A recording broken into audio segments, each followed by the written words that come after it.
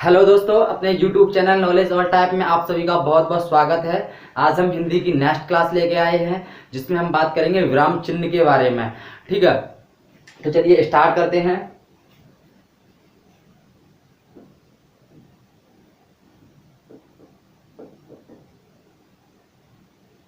विराम चिन्ह, तो हम बात करेंगे कि विराम चिन्ह होते क्या हैं। इनके अलग अलग सिंबल होते हैं जिनके आधार पे हम अपने जो वाक्य होते हैं उनमें विराम का प्रयोग करते हैं। ठीक है, तो हम बात करेंगे विराम का अर्थ क्या होता है। विराम का अर्थ होता है रुकना या फिर ठहराव। हम देख सकते हैं जैसे कि कोई भी मनुष्य है, काम करते करते जब रुक जाता है और फिर वो थोड़ी देर बाद फिर काम करने लगता है, तो इसी को हम क्या कहते हैं, विराम कहते हैं। ठीक है, ऐसे ही जो विराम होते हैं वो लगभग 20 प्रकार के होते हैं। जो हमारे कामता प्रसाद जी थे उन्होंने बताया कि केवल जो हमारा पूर्ण विराम है उसको छोड़कर बाकी के सभी विराम चिन्ह है ना, वो अंग्रेजी से संबंध रखते हैं। ठीक है, तो अब हम बात करेंगे कि विराम चिन्ह कितने प्रकार के होते हैं और इनके सिंबल क्या क्या होते हैं, तो देख लेते हैं।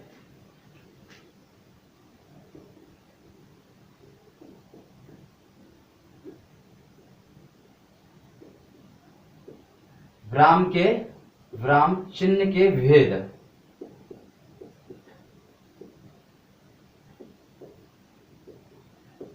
या फिर प्रकार। तो मैंने पहले ही बताया कि विराम चिन्ह लगभग आपके 20 प्रकार के होते हैं। ठीक है, तो इनको हम अलग अलग भागों में डिवाइड करेंगे, लगभग 5-5 भागों में डिवाइड करके पढ़ेंगे, क्योंकि इस तरीके से पढ़ेंगे तो हमें याद करने में काफ़ी आसानी भी होगी और समझने में भी काफ़ी आसानी होगी और लंबे समय तक याद बने रहेंगे। तो चलिए हम स्टार्ट करते हैं। तो सबसे पहले हम बात करेंगे, पहला है अपना जिसको हम बोलते हैं अल्प विराम।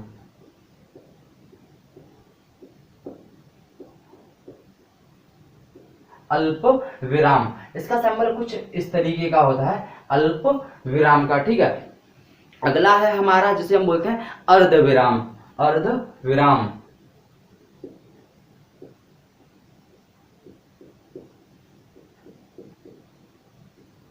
इसका सिंबल भी सेम इसी की तरीके से होता है, लेकिन इस पर हमें क्या होता है कि जो अल्प विराम और अर्ध विराम इन दोनों का सिंबल सेम एक जैसा होता है, लेकिन उसके ऊपर एक पॉइंट लग जाता है, किसके ऊपर, अर्ध विराम के ऊपर। ठीक है, इसके बाद हमारा आता है जिसे हम बोलते हैं पूर्ण विराम।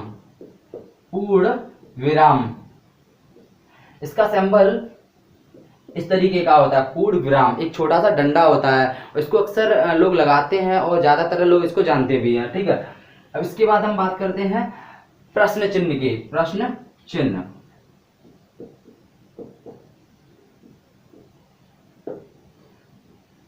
इसका सिंबल कुछ इस तरीके से होता है। प्रश्न चिन्ह है, इसका तो प्रयोग बहुत ज्यादा किया जाता है, चाहे आपका मैथ हो, रीजनिंग हो, इंग्लिश हो, जैसे आपका कोई भी चीज है आपको इस तरीके से कह दिया और इसको सॉल्व कीजिए। ठीक है, यहाँ पर इस तरीके से आ जाता है, तो इसका प्रयोग बहुत ज्यादा किया जाता है। इसको लगभग 90% लोग जानते भी होंगे।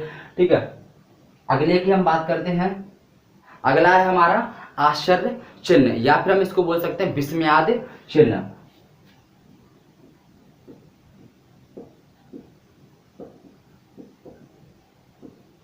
या फिर हम इसको क्या बोल सकते हैं, विस्मयादि चिन्ह।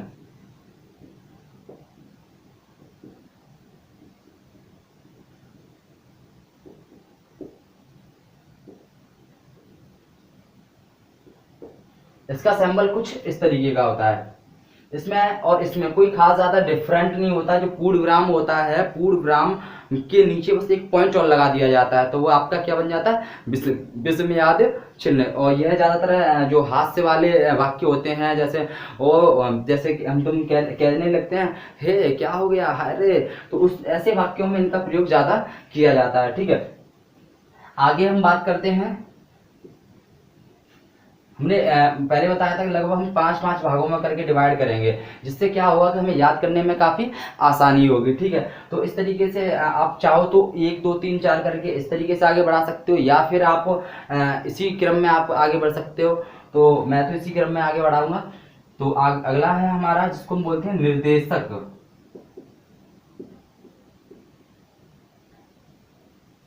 या फिर हम इसको डैश भी बोलते हैं, निर्देशक या फिर डैश, या फिर इसको हम संयोजक चिन्ह भी बोल सकते हैं, या फिर हम इसको सामासिक चिन्ह भी बोल सकते हैं। डैश,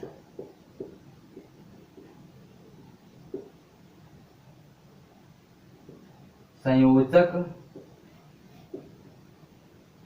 चिन्ह, या फिर इसको सामासिक चिन्ह।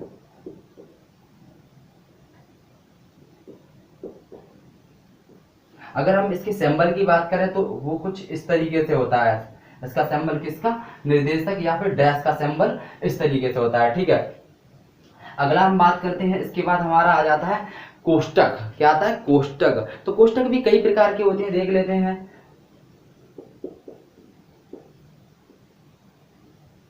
जैसे आपका एक ये कोष्टक होता है, आपका इस तरीके का भी होता है, एक आपका इस तरीके का होता है। तो कोष्टक भी कई प्रकार के होते हैं। ठीक है, तो आगे हम बढ़ते हैं।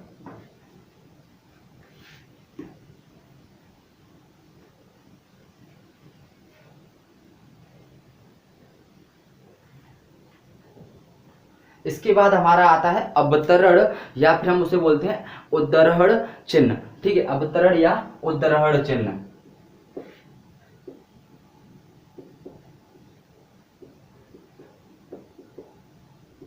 या फिर इसको हम बोलते हैं उद्धरण चिन्ह।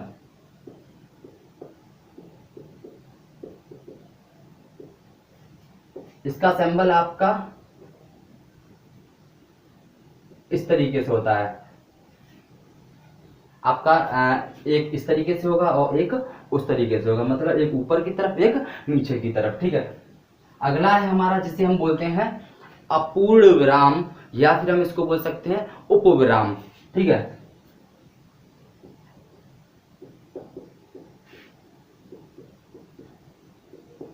या फिर इसको हम बोल सकते हैं उपविराम। इसके सिंबल की अगर हम बात करें तो क्या आपके केवल 2 डॉट लग जाते हैं इस तरीके से, यहाँ एक ऊपर एक नीचे। तो ये हमारा अपूर्ण विराम, या फिर आपका इसको हम बोल सकते हैं अल्प विराम, सॉरी उपविराम। ठीक है, इसके बाद हमारा आता है जिसे हम बोलते हैं विवरण चिन्ह। क्या बोलते हैं, विवरण चिन्ह। ये आपका इससे पहले था अवतरण चिन्ह, और अब हम जो बोलेंगे उसको क्या बोलेंगे, विवरण चिन्ह।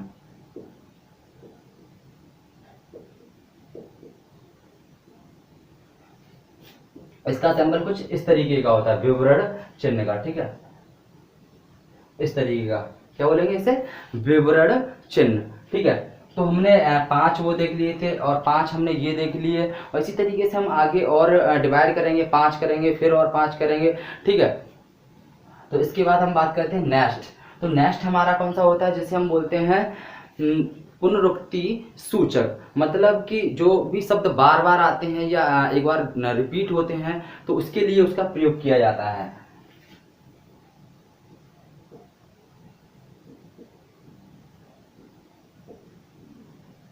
पुनरुक्ति सूचक, तो इसका सिंबल ये होता है पुनरुक्ति सूचक का। ठीक है, अगर हम नेक्स्ट बात करें तो क्या होता है, इसका हमारा नेक्स्ट आएगा जिसे हम बोलते हैं लाघव चिन्ह। क्या बोलेंगे, लाघव।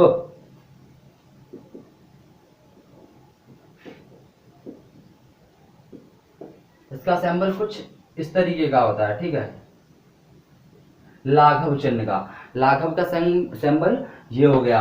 इसके बाद हमारा कौन सा आएगा, इसके बाद आएगा हमारा लोप, या फिर उसको तो वैसे हम लोप ही बोलते हैं और कुछ नहीं बोलते, लोप। तो इसको हम इस तरीके से या फिर इस तरीके से, किसी भी तरीके से लिख सकते हैं। ठीक है, तो कोई सा भी चिन्ह आ सकता है इसमें से, और लगातार जब किसी चीज का बार बार प्रयोग किया जाता है तब उसका लोप हो जाता है। और इस तरीके से हम जैसे कोई चीज लिख देते हैं फिर डॉट डॉट डॉट डॉट कर देते हैं, तो यही वह लोप है। ठीक है, लोप चिन्ह लिख दो आप यहाँ।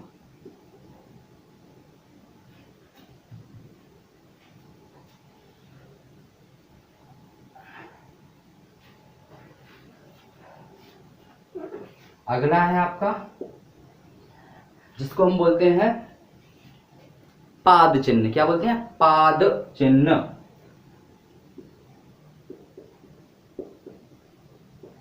पाद चिन्ह की बात करें तो उसका सिंबल कुछ ऐसे होता है और इसमें कोई भी डिफरेंट नहीं होता। आपका जो वो था निर्देशक चिन्ह जो मैंने मिटा दिया है, उसमें आपको जो डैश था वो थोड़ा लंबा होता है और जो आपका पाद चिन्ह है वो थोड़ा छोटा होता है। ठीक है, इसके बाद हमारा आता है जिसे हम बोलते हैं दीर्घ उच्चारण चिन्ह। मतलब कोई ऐसा शब्द जिसका उच्चारण काफी टाइम में बोल पाए। जो मैंने पहले भी बताया था जब स्वरों की बात कर रहे थे तो उसमें एक प्लुत स्वर आया था, उसका सिंबल कुछ ऐसे होता है, दीर्घ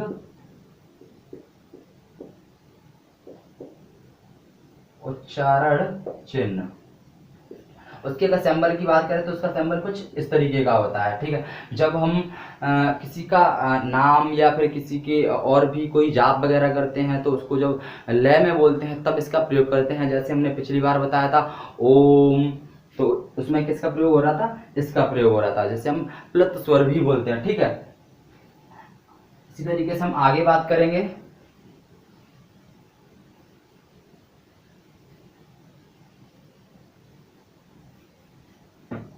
आगे हमारा आ जाएगा पाद बिंदु।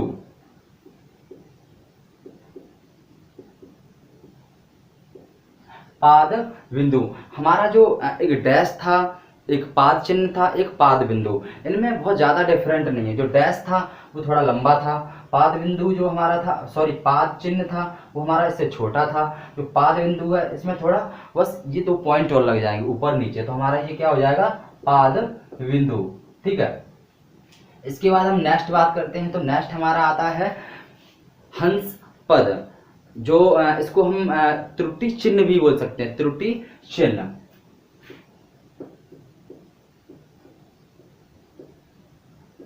इसका सिंबल कुछ इस तरीके का होता है।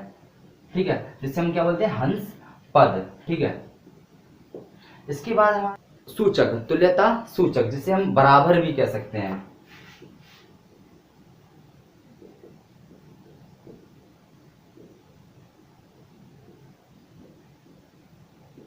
इसके बाद अगर हम बात करें तो हमारा आता है जिसे हम बोलते हैं टीका सूचक।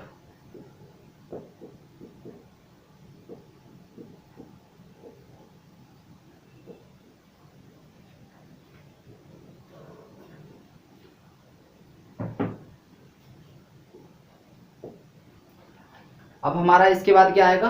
टीका सूचक।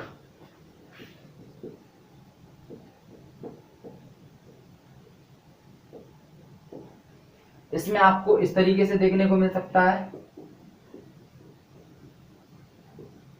यह जो चिन्ह, इन चिन्हों का जो प्रयोग होता है ये इसको हम क्या बोलते हैं? टीका सूचक होते हैं। अंतिम है हमारा जिसे हम बोलते हैं समाप्ति सूचक।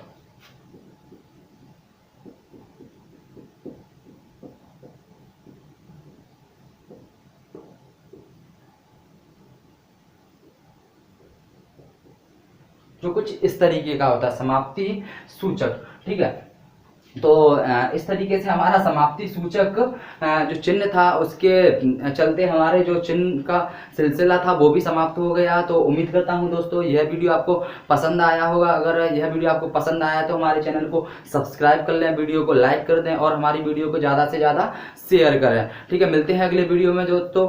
तो देखने के लिए बहुत बहुत धन्यवाद।